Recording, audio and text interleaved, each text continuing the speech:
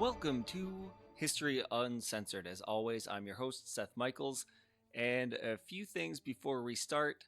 Just a few reiterations, basically. When I go back and look at sources and information and other things, we're talking, a couple millennia here, I do run into a problem with accuracy of information, and that's why it takes me so long to produce these episodes in particular. When I have to filter through so much, it just takes me longer.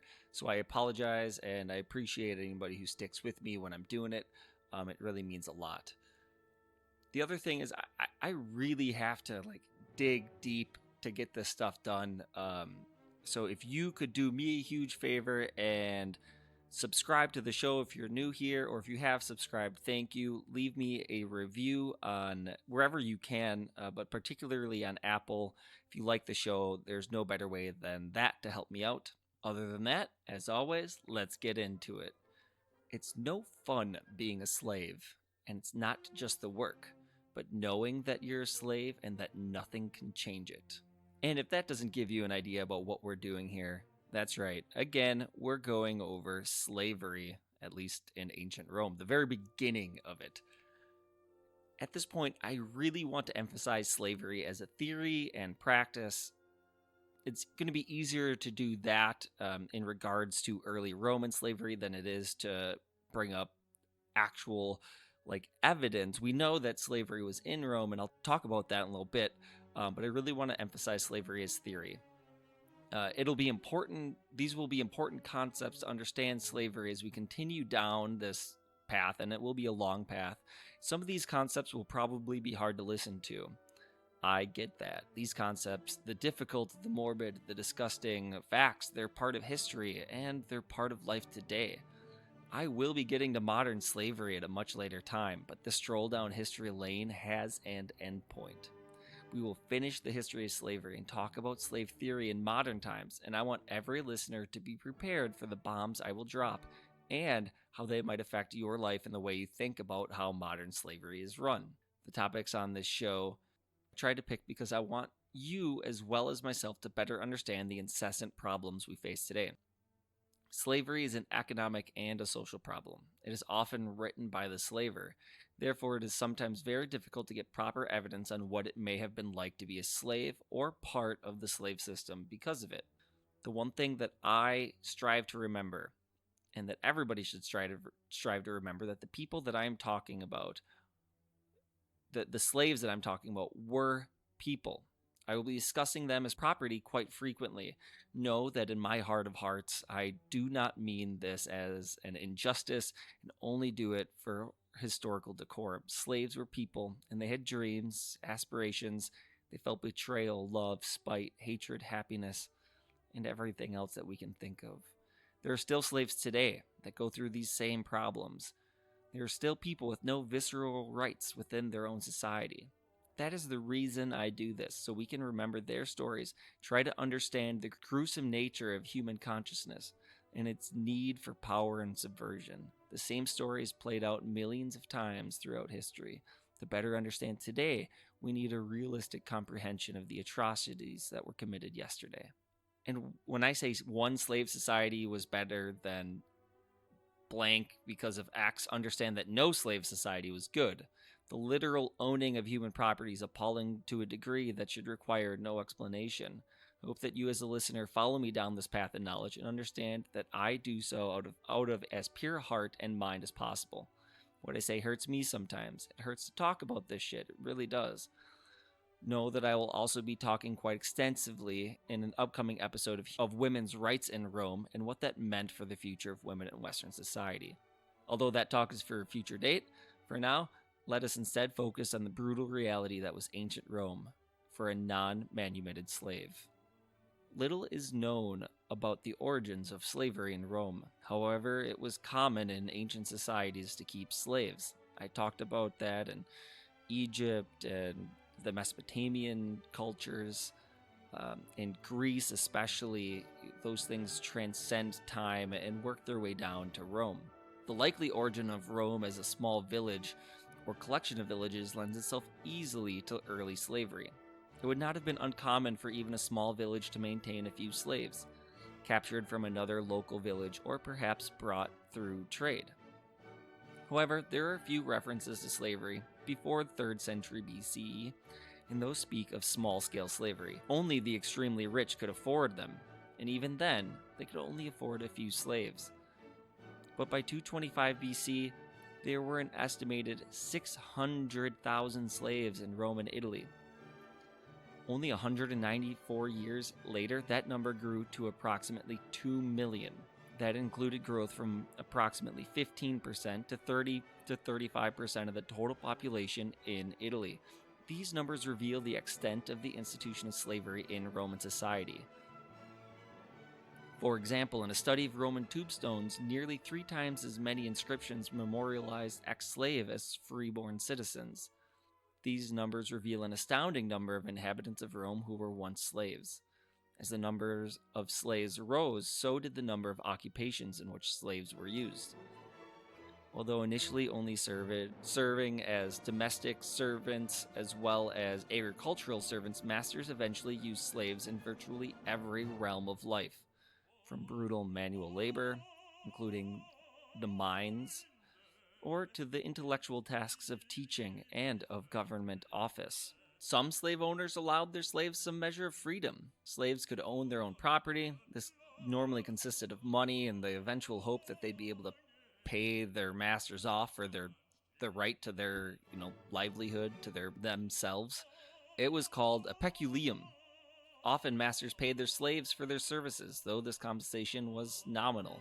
While a slave's peculium technically belonged to his or her master, it was uncouth for a master to appropriate his or her slave's holdings.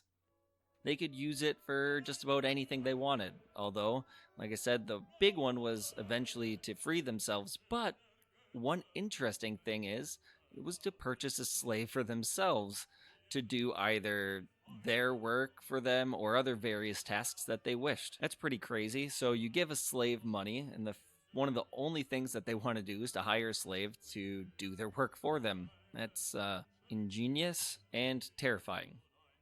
As you may have guessed, I will be trying to focus on pre-Empire Rome in this episode, from their founding, from the ridiculous story of Romulus and Remus to the end of the Republic, approximately 600 years or so. As I briefly discussed earlier, there just isn't that much primary source material on slaves. Even though they were a huge part of how and why Rome was built, for whatever reason, most historians ignore it. I really believe that the reason for this was because Roman slaves, like all slaves, were discounted as property. Sure, slaves could be freed, but the extreme growth of Rome and its eventual empire lay squarely on the backs of the oppressed. I'm not here to say that Rome was a terrible place. They gave the Western world many things, go back and listen to the previous episode, but they enslaved millions upon millions of people over the course of its reign. The Roman proverb goes something akin to this: all slaves are enemies. The Roman household. I want to talk about this. I want to talk about the Roman household as well as Roman classes and stuff like that, like societal classes. But let's talk about the Roman household first. Ancient Romans placed the father at the head of the family. One definition of the term familia translates to the group of people who descend from the same father. From this definition, a father and all his children are part of his familia, as are the children of his sons. The children of his daughters, however, would become part of their father's familia. The head of the entire familia was the paterfamilias, was the oldest living male of the family. If he had living sons, even grown men with their own families, those sons would still be under the power of the paterfamilias. So really, if you were a guy and you were the firstborn one, it was in your best interest to live as long as possible, because you basically could tell anybody in your family what to do and they'd have to listen. Fathers were endowed with nearly limitless power over their family, especially their children. In some way, people would think that their children and their wives could almost be considered slaves. The patria potestas, or the father's power, gave him legal rights over his children. Until he died, his children were emancipated. These powers included the right to arrange marriages or force divorce, expose a newborn child if he did not want him or her, and even disown, sell, or kill his child. Even though father had these legal rights, it did not mean these acts were common. Fathers wanted their children as heirs for the continuation of their bloodlines. Ancient Romans believed that the Patria Potestas was first dictated by Romulus, the founder and first king of Rome. Sort of, maybe. There were probably others before him. Legally, if a child did not share the father's citizenship, he or she was not under his Patria Potestas. As I said, being a dad, being a dude, like through most of Western history and Eastern history, had its certain advantages. Being the first dude born in a family had major fucking advantages. Not only could you own slaves, but your children were slaves, and your wife was a slave, and everybody had to listen to you. That creates quite a power trip. But in the center of it all, right, the nuclear family, or father, mother, and children, it was a very essential part of ancient Roman structure, right? Although mothers gave birth to many children, the size of a Roman family remained relatively small because of the high infant and child mortality rate. A lot of people think of Rome as this phenomenal part of history where we have really advanced medicine and there's a lot of learning being done. And granted, that part was true, but listen to this: 25% of infants died within their first year. Well, another 25% died before their 10th birthday. So 50% of your children that you would have would be dead by the time they were 10. Such a high rate meant that women had to bear multiple children because many would not make it to adulthood. However, for couples who did not want to become pregnant, there were other forms available to them, including abortion, not recommended. The course of a life is also important introspective of slavery in ancient Rome. A newborn was either accepted into the family by his or her father in a ritual called tollere libros, or the child was exposed by the father, often without the consent of the mother. Exposure differed from infanticide, and the abandoned child was often taken and raised by someone else. A child was considered an infant until he or she was 7 years old.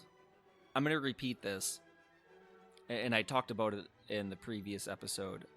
Exposure is when you take your child, often a very small child or infant, and you go out basically into the middle of the woods or into an assigned place, right? Some places had assigned places, and I'll do an entire short episode on this, on exposure in Rome.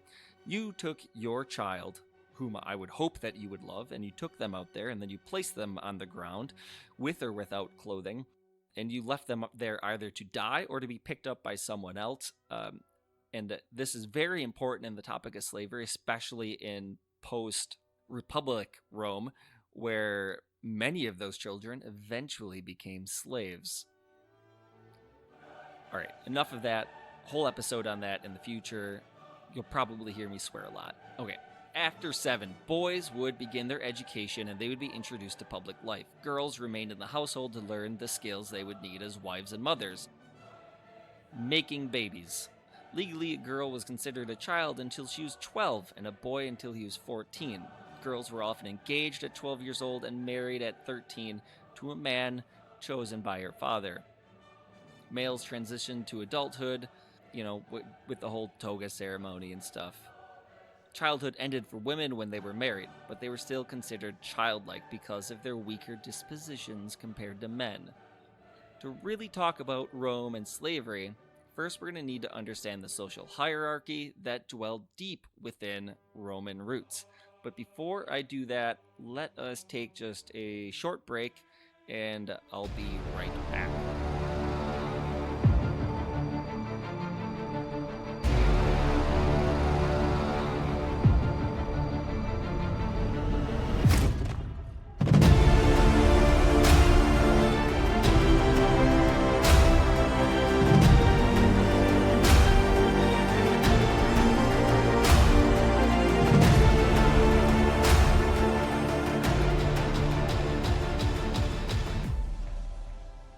Welcome back, guys.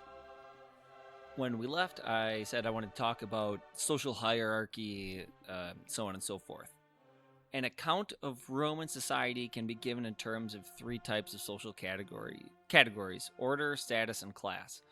Order, or a group that was defined by the state, such as the patriciate or the plebs in early Rome, plebeians, and later the senatorial or equestrian orders. Status groups These are a little bit less defined. They're based on a man's honor, or put it a little bit differently, how one man views another's prestige.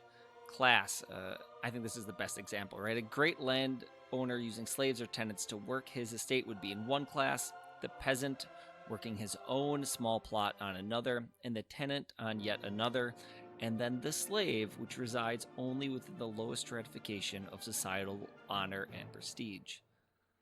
The most extensive document that covers social stratification in any reliable way earlier than the mid-Republic is the 12 Tables. It's the earliest example of Roman laws that we have. And I'll get more into depth into the 12 Tables later in the episode. But in early Rome, we had the patricians, who were super wealthy families that basically had a monopoly on all things good and wonderful. Plebeians, everyone else other than the super rich people, including slaves, right? This made people angry, like really fucking angry, and this early part of the Roman Republic was strife with conflicts between the patricians and the plebeians, and it culminated in the Lex Licinius Sextia, which is a set of laws, right? And some of these laws, for example, were, here we go, law restricted individual ownership of public land in excess of 500 aegeras, or 300 acres. Because there's becoming a shortage of land for people, and farming was, right, it was the reason that the Roman economy was able to go. It took 4 farming families to produce enough extra for one family that wasn't farming. So you needed a lot of farmers. I mean, you're looking at like 80% of the economy was farming or farm implementation or goods and services that went into farming. Again, people think of Rome as the center, the civilized center of things, but really it was the farming and the peasant farming that drove the Roman economy. The biggest thing to take away from these set of laws, I guess, in the end, is that the plebeians really fought back and started gaining more rights as people within the Roman social hierarchy. No longer was everything up to the patricians. A member of the Council of the Senate needed to be a plebeian, as well as the other patricians that would have been elected to the order. So pretty interesting. They finally came out with a little bit more than they had the previous generations of Roman citizens. And I keep seeing in publications that I visit for research for these episodes that Rome was a slave state.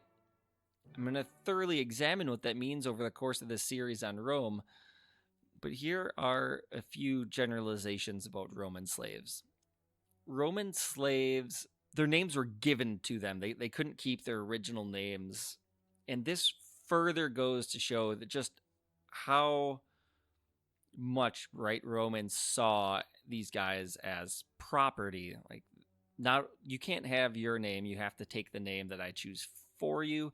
They weren't really considered a part of society at all until they were manumitted, right? Manumission is basically set free. But in ancient Rome, you could be manumitted, but there were often consequences of doing so. You could free a slave. But here's an interesting thing. Within that document of manumission, you could say that slave has to work for me, 30 hours a week for the next 7 years. It has to pay to me 1/2 all of the money that they make, so on and so forth. I mean, just crazy. Slaves' labor was often paid to the master. They had no rights. Any damages a slave caused fell on the master. During testimony and law, they could be required to be tortured.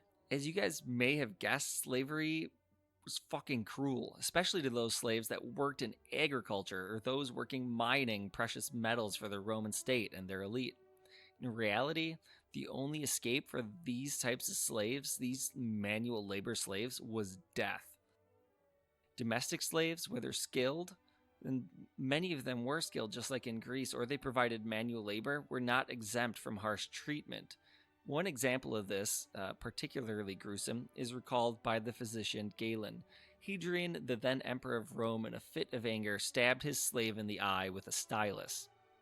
Hadrian regretted it later and asked the slave what he might want. The slave replied quite simply, that he wanted his eye back.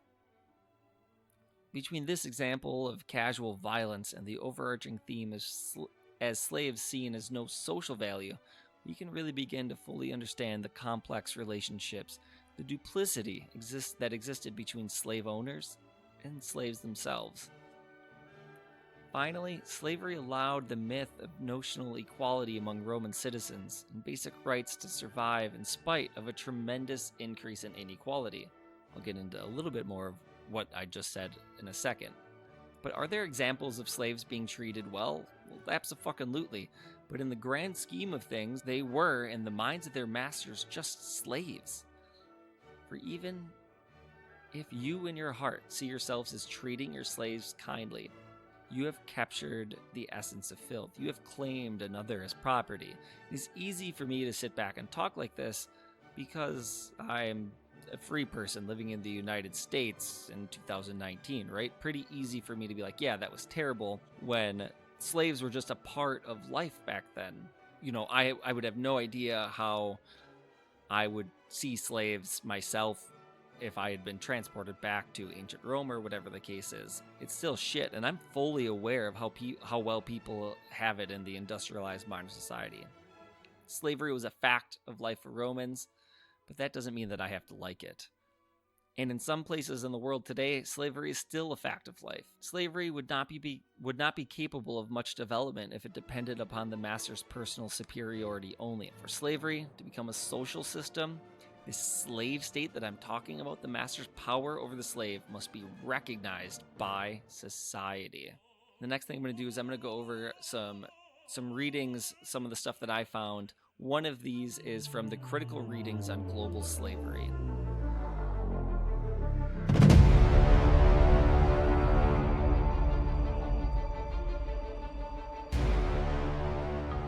The slave lives in a society that regards him as a slave. Slavery cannot exist where there is not a society of free men.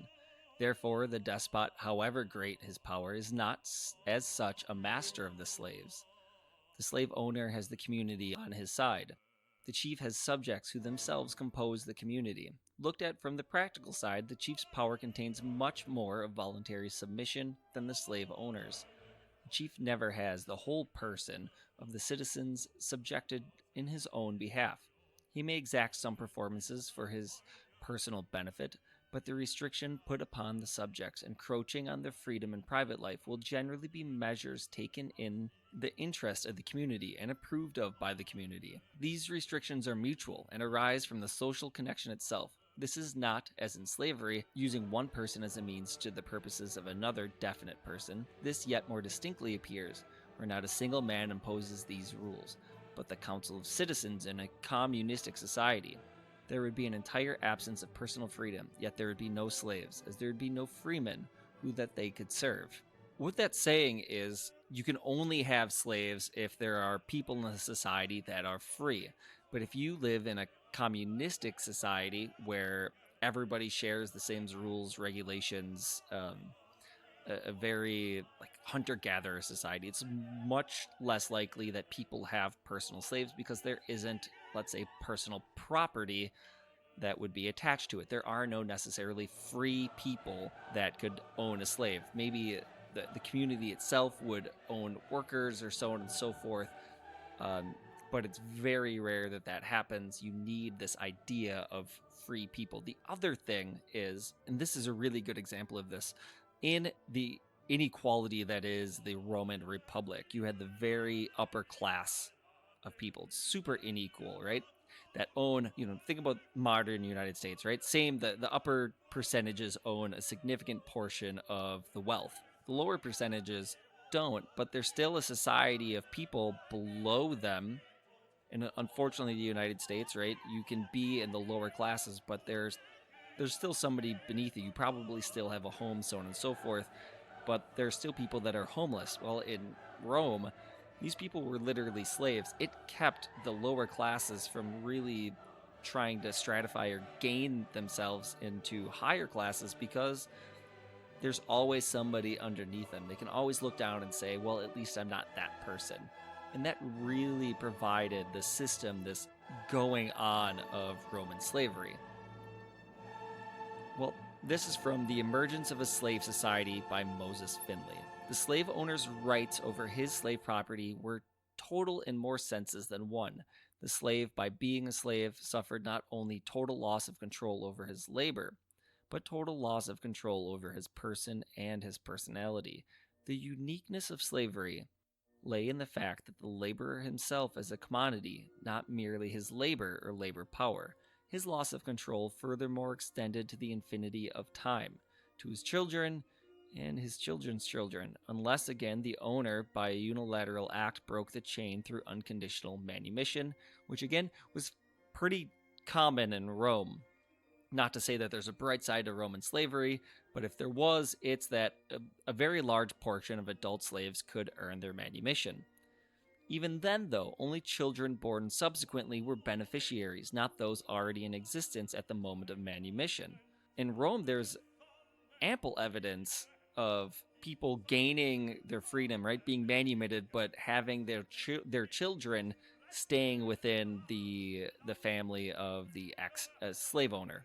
There's also ample evidence that manumission was not withheld until a slave had progeny, for example, who could replace him in servitude. Though there is no way of determining how frequent this practice was, or whether it was largely restricted to certain categories of slaves, such as those in the Roman imperial employ. This totality of the slave owner's rights was facilitated by the fact that the slave was always, or almost always, a deracinated outsider. And I talked about deracination and bestialization in the very first episode of the podcast, actually. This is an idea of an outsider, first in the sense that he originated from outside of the society into which he was introduced as a slave. Second, in the sense that he was denied the most elementary of social bonds of kinship. What father when he is a slave? The contrast with Spartan helots, Thessalian Panistai, or the clients of early Rome provide the clearest delineation. As has already been suggested, never did the master class need or attempt to replenish the supply of dependent labor of this kind from outside. I want to stress the kinlessness of slaves. I'm concerned less with the juridical position, primarily in the exclusion of slaves from legally recognized marriage. For example, the Romans' insistence on the word contubernium. I can't talk today, I'm so sorry. Then with the de facto position. There were slave unions and slave families beyond a doubt, but they counted among the privileges that could be granted unilaterally by a slave owner, and also withdrawn unilaterally. Unilaterally. The very possibility could be totally withdrawn by castration. Yeah, you could have your dick cut off. As the poet Statius wrote in praise Domitian's prohibition of the practice, nor by a harsh law are slave mothers fearful of the burden of sons. We shall never know how common the practice was in antiquity to break up slave families. On the one hand, the presence in substantial numbers of slave children may be thought to argue for a relative permanence of slave unions. That's of slave marriages, right, sticking together. On the other hand, one body of evidence is really suggestive in the opposite direction. We now possess more than 60-odd original documents, nearly all from Egypt during the time of Rome, recording the private sale of slaves, and not in one case is an adult male slave sold together with a wife or child. Furthermore, a study of the 29 papyri that record the sex and age of female slaves sold in Egypt under the Roman Empire shows only 2 instances of the sale of a mother with a child or children. 11 of the girls in the catalog were under the age of 17, 7 under 13, and one 14-year-old had already been sold 3 times previously. Unless somebody is prepared to believe that all the girls were orphans, all the mature women either unmarried or widowed and childless, even such limited documentation has serious implications. That's right. Most of the time, especially the majority of slaves were within families that couldn't feed or provide for more than one slave, right? You're already doing so much, especially these agricultural societies like Rome. It was great to have that slave, but how much of that slave's labor goes to then feeding an adult person in the family?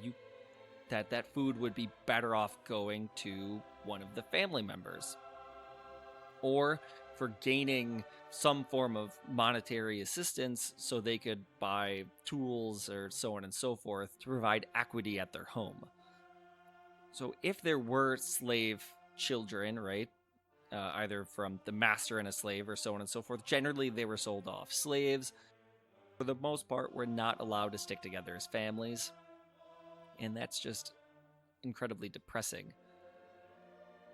And yet, for all of the advantages, or apparent advantages, slavery was a late and relatively infrequent form of involuntary labor, at least in world history generally and in ancient history in particular.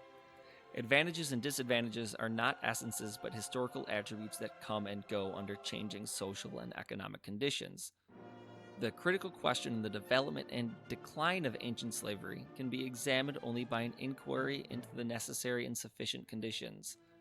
In other words, what brought about transformation from the primordial fact of individual slaves to the existence of slave societies, and what subsequently brought about a reversal of the process? The Romans behaved in the same way as their Hellenistic predecessors.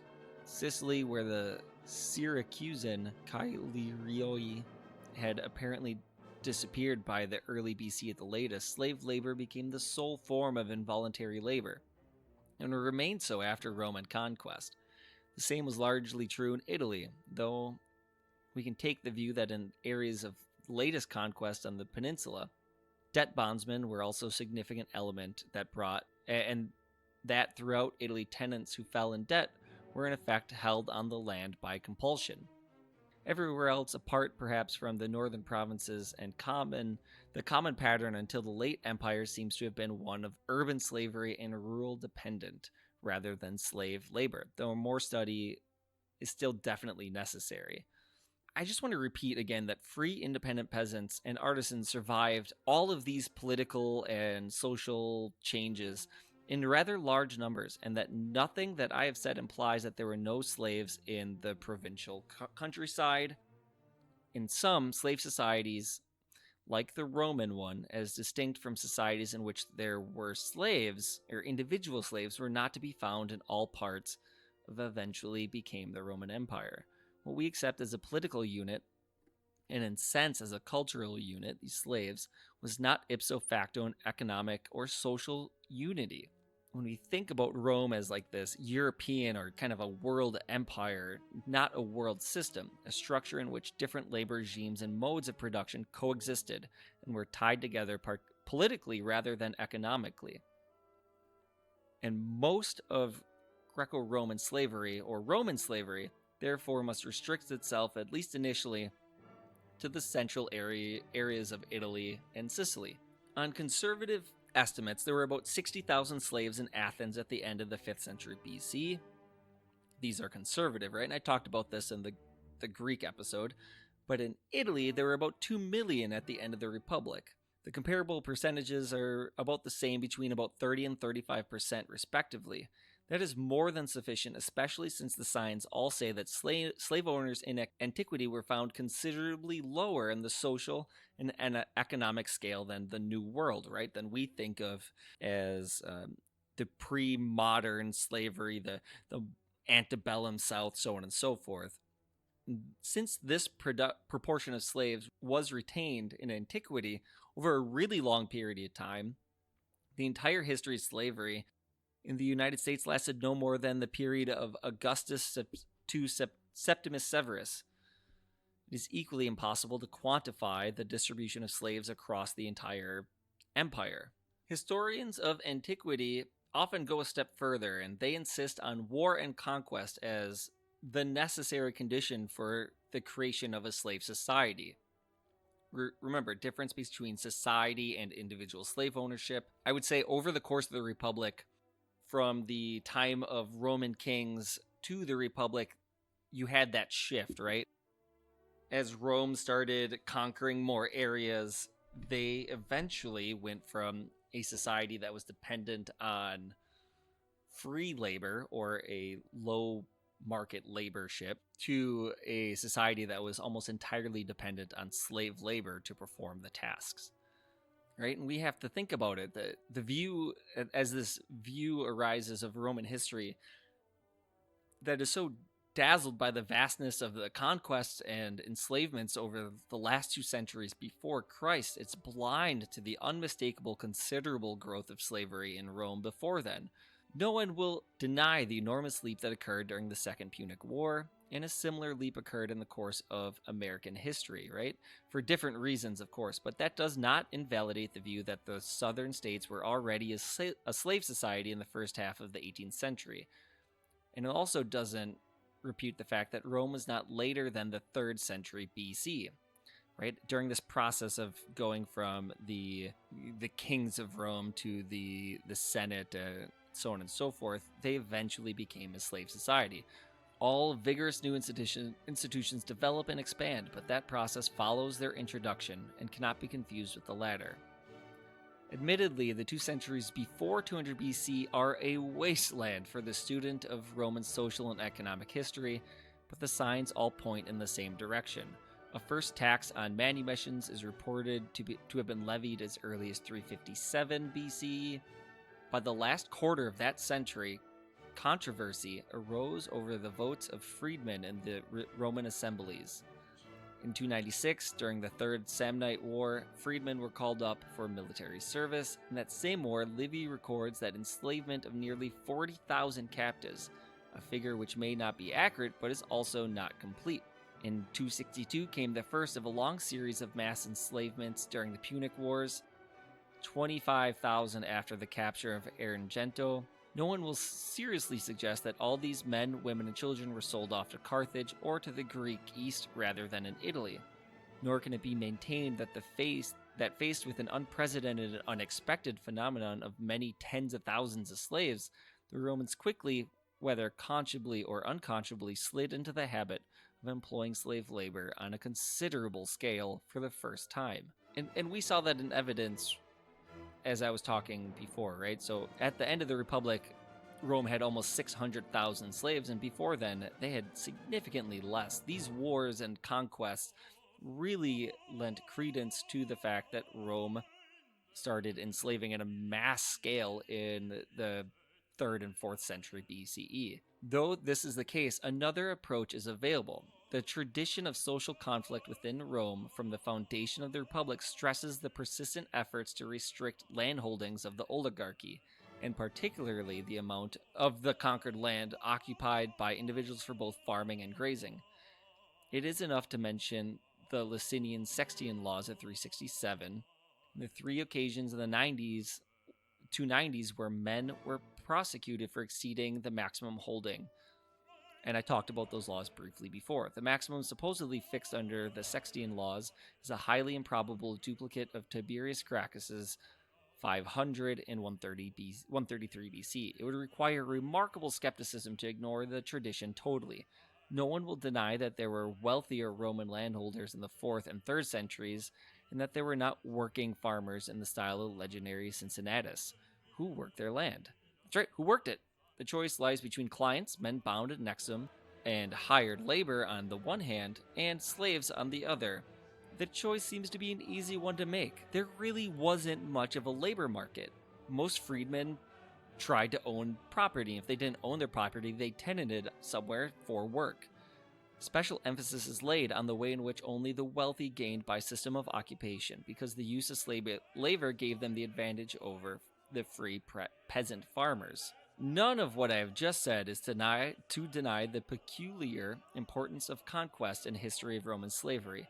It is essential.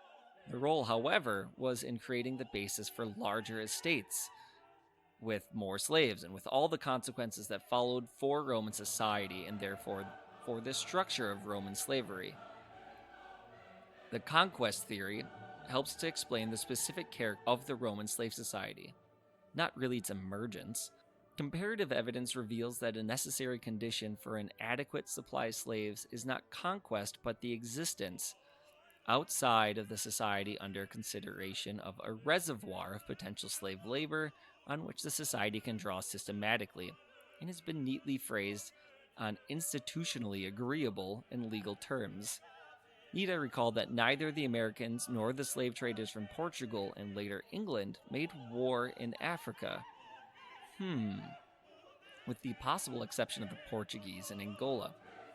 In order to draw on that reservoir, nor did the ancient Greeks systematically make war on their main sources, the barbarians of the east or the northeast, Chios or Corinth, two of those city-states that were singled out by Greek writers as slave centers. That the barbarians fought each other and sold their own captives to ancient Greek and modern Portuguese slave traders is irrelevant.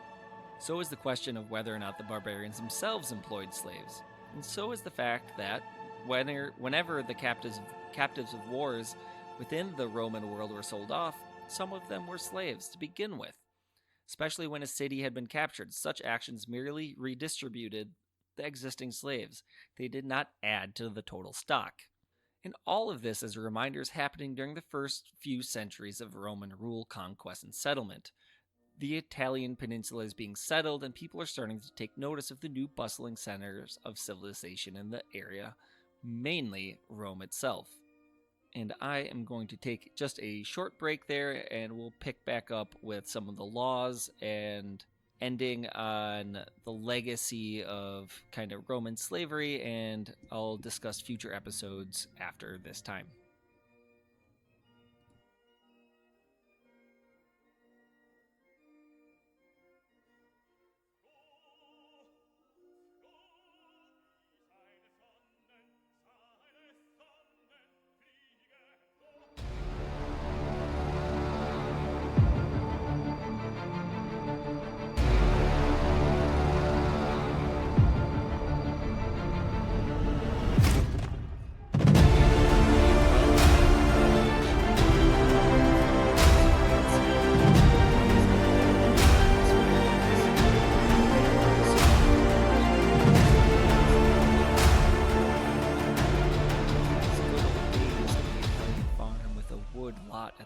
Of it, one may catch a glimpse in Virgil now and then, is when he tells of the greed of the farmer, impelled perhaps by the frenzy of wartime prices to strike low the immemorial homes of the birds. It is this age of wood and iron, of discipline and piety, that he conceives to have existed in Latium, when Aeneas landed with his companions, a rude and virtuous time, whose idle beauty must make way for a more useful, though more arduous and painful, activity. The homeless birds must flee to other retreats, but nature shall reap compensation in glad crops of grain. The story of Rome, like every good story, begins with a wolf suckling human children. I mean, it's obviously true. Who hasn't suckled on a wolf before? The story of Rome begins with two descendants of the Trojan hero Aeneas. The river Tiber was flowing fast, and the mother wolf raised her pups nearby. In the chill of the night, brought forward by the cries of the two brothers, the wolf mother laid bare her teats and suckled the boys to health. They grew up. Romulus murders Remus because stuff. Romulus then becomes king of Rome. He's followed by 6 other kings before the start of the Republic. And Rome changed dramatically in the millennium from the regal period to the late Empire, as its boundaries expanded and became wealthier with a more sophisticated culture. Naturally, these developments greatly influenced Roman society. It gave those fuckers bigger heads, and the important categories changed while this society became more highly differentiated. The rich became richer and the poor became poorer. A few things didn't change. The rich still acted like jackasses, and they literally expected overt displays of affection from people of more humble means. And, as always, the slaves were still slaves. Cicero sums this shit up real nice. Equality itself is unfair because it makes no distinction in accordance with social rank. To the best of our knowledge, there was never any widespread call for the demolition of the hierarchy, no widespread serious thought about the abolition of slavery. Slavery gave the common people something to look down upon in ancient Rome, to strive against and to rule over. Without slaves, I am almost positive that the lower classes would have eventually fought back to a significantly higher degree of those of the more important classes in Rome. All of that was happening, and then pretty much boom, the Republic laws are needed, so they did some stuff. What emerges from considering the central problem of the law's historical reliability, it seems to me, is that its distortions and biases all stem from the assumption that the slave, denied practically all notion of humanity, was a totally inferior being. And I talked about this in the Greek, right? In Greek philosophy, the idea of a natural slave. In a social relationship in which one party was in the dominion of another, the differential of power and capacity meant that the interests of the inferior party, or the slave, received no more than minimal attention from the superior, and then only to the extent that the interests of the latter were served. Moreover, the assumption of the total inferiority goes back to the earliest period for which legal evidence exists, for instance, in the prescription of the 12 tables of Roman law, from the middle of the 5th century BC. That an injury suffered by a slave was to be reckoned as only half the value of an identical injury to a free person. If he has broken or bruised freeman's bones with hand or club, he shall undergo penalty of 300 pieces. It is well known that the principle that the penalty should be commensurate with social status was long maintained in the imperial age, but with servilia supplicia always constituting the severest types. And in 451, the 12 tables were coincidentally the first Roman laws that we have, or that we recognize. I do want to point this one thing out, and you can kind of, if you listen to my series on, what the fuck was that? Ronald Reagan. On fucking Ronald Reagan. Just this line right here, right? It is well known that the principle that penalties should be commensurate with social status was long maintained into the imperial age. And I would argue that that's very true now, and we can think of, innumerable amounts and an incalculated amount of people that got off with crimes because of their social status, because of how wealthy they were. As we have an example in, the Reagan culture, think about how many of those associates and delineations of the president got off because where they stood within the public view and where they stood within society. It's just, this shit has been going on since, right, time out of mind, since the Roman times, since the first examples of Roman law that we have. And I'm going to go over just a few of these laws because I think that they're interesting. From Table 1, if anyone summons a man before the magistrate, he must go. If the man summoned does not go, let the one summoning him call the bystanders to witness and then take him by force. If he shirks or runs away, let the summoner lay hands on him. Sounds violent. From Table 2, he who witness has failed to appear may summon him by loud calls before his house every third day. It's just funny, just somebody outside your house. Go to court, you bitch! What are you doing? Get the fuck over here. No, I'm tired today. I don't feel like it. You can come back again in 3 days. See ya. Table 3. One who has confessed a debt or against whom judgment has been pronounced shall have 30 days to pay it. After that, forcible seizure of his person is allowed. The creditor shall bring him before the magistrate unless he pays the amount of the judgment or someone in the presence of the magistrate interferes in his behalf as the protector. The creditor so shall take him home and fasten him in stocks or fetters. He shall fasten him with not less than 15 pounds of weight, or if he choose with more. If the prisoner choose, he may furnish his own food. If he does not, the creditor must give him a pound of meal daily. If he choose, he may give him more. And if this is in the case of a foreigner, the right and property shall be valid forever. Basically, you get to have a person fastened in stocks for the rest of your life if it's a foreigner. That's rude. And how unfortunate would it be in today's society if that you were 30 days late to pay a debt that, like, Kohl's, right? You owe Kohl's money because of your credit card, and they just call you up. They're like, sorry, man, you got to come be in our stocks for a while. You just have to deal with it. Table 4, a dreadfully deformed child shall be quickly killed. That's a law. If a father sells his son 3 times, the son shall be free from his father. Sell me once, shame on you. Sell you twice, I better not sell you a third time because I'll lose you. A child born after 10 months since the father's death will not be admitted into a legal inheritance.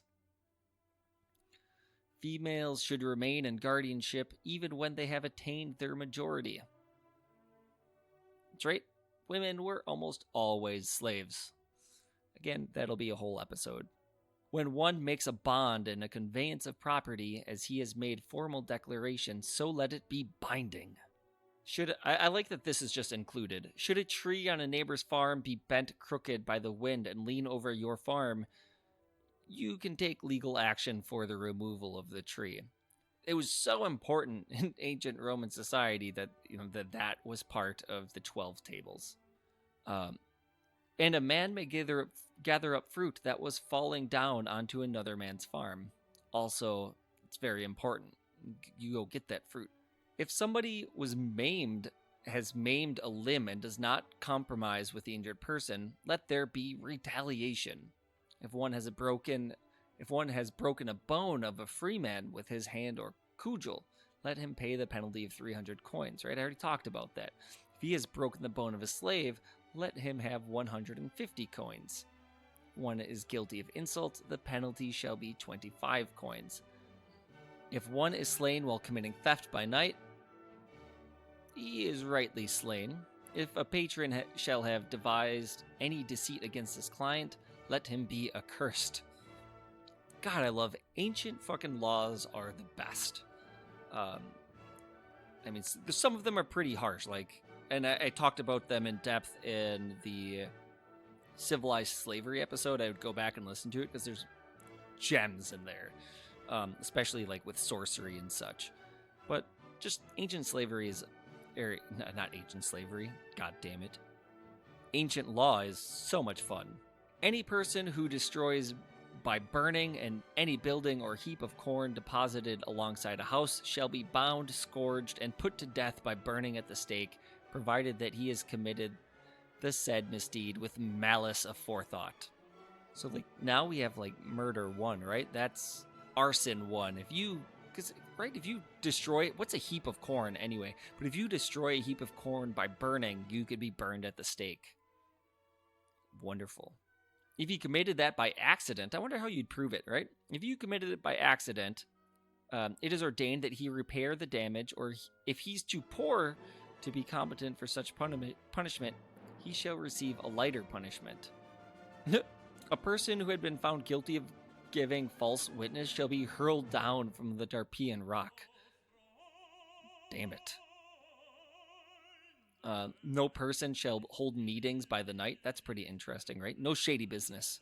Treason. He who shall have roused up a public enemy or handed over a citizen to public enemy must suffer capital punishment. You can't kill anybody unless they deserved it, unless they're in your house at night. That's putting to death of any man, whosoever he might be unconvicted, is forbidden. So if you have proof, you can kill him. None is to bury or burn a corpse in the city. You got to do that outside the city walls. Women should not tear their faces nor wail on account of the funeral. What? That's terrible. You can't marry between plebeians and patricians. That's not allowed either. Can't go up in social rank. Man.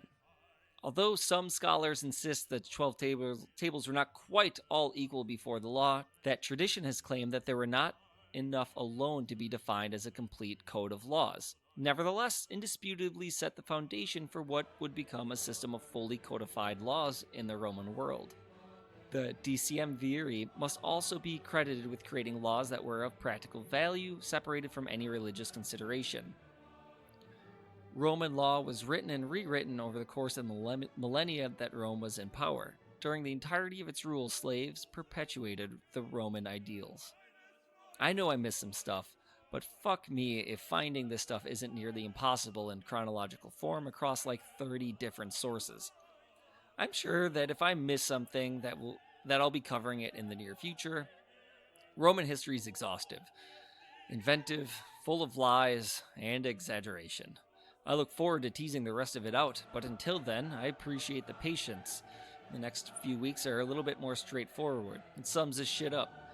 Rome expanded and grew rapidly near the end of the Republic, and that meant more slaves.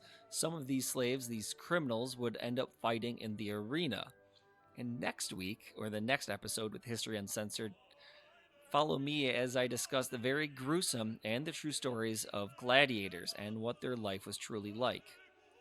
And then follow that episode by a full-on expose of Spartacus, with unfortunately less sex and violence than what was in the HBO show, which, by the way, was pretty great. You should watch it. Until next time, you guys are the best. You make this show possible, and I need to ask a favor.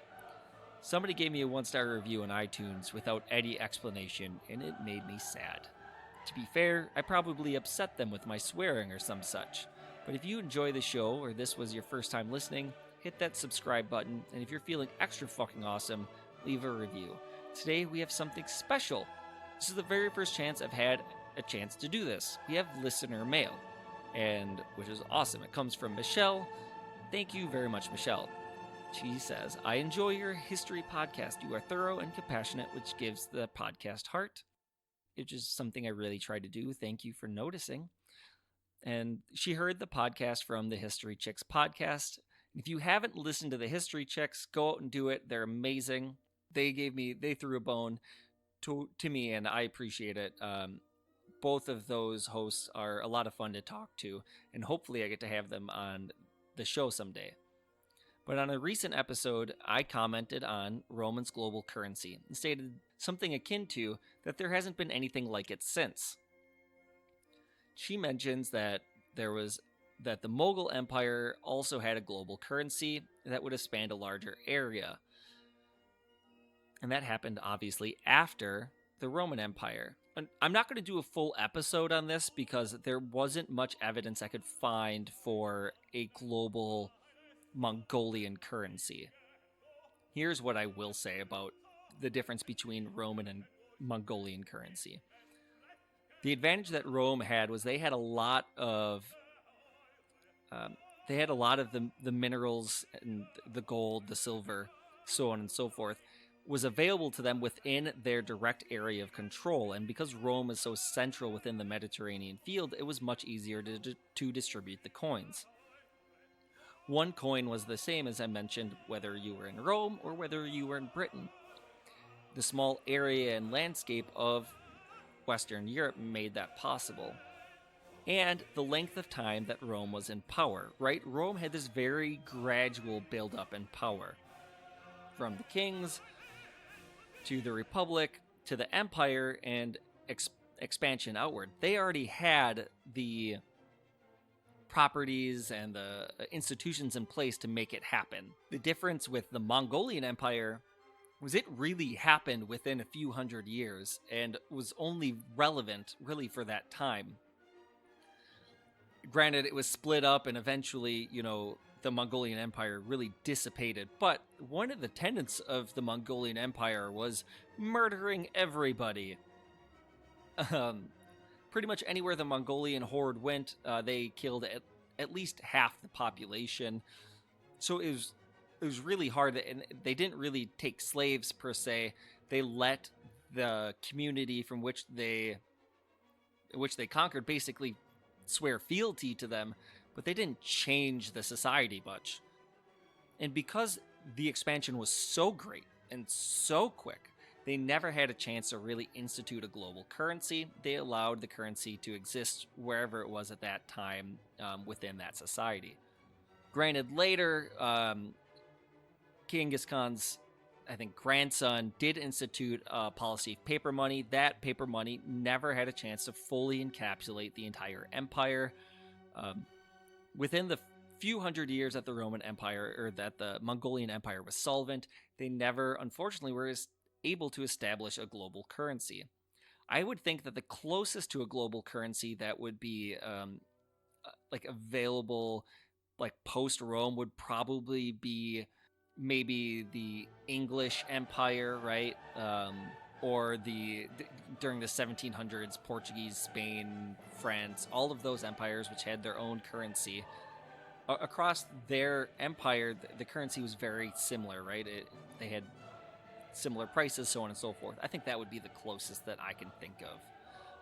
But other than that, thank you so much for the question. I really appreciate it, Michelle, and I hope you continue listening. And if anybody else has any listener mail that they want to send in, I will make sure to have my email, contact@historyuncensoredpod.com. My Twitter account, you can always reach me there, Seth4Nerds, Seth4Nerds. Reach out to me. I'll chat with you, talk to you about whatever you want. And again, the questions don't have to be about history, but I do appreciate them. Thanks again. You guys are fucking the best, and I hope you all have a wonderful day. We'll end as we always do. History always remembers. Until next time, this has been Seth Michaels with The world would History not be the Uncensored. same. Few people laughed. Few people cried. Most people were silent.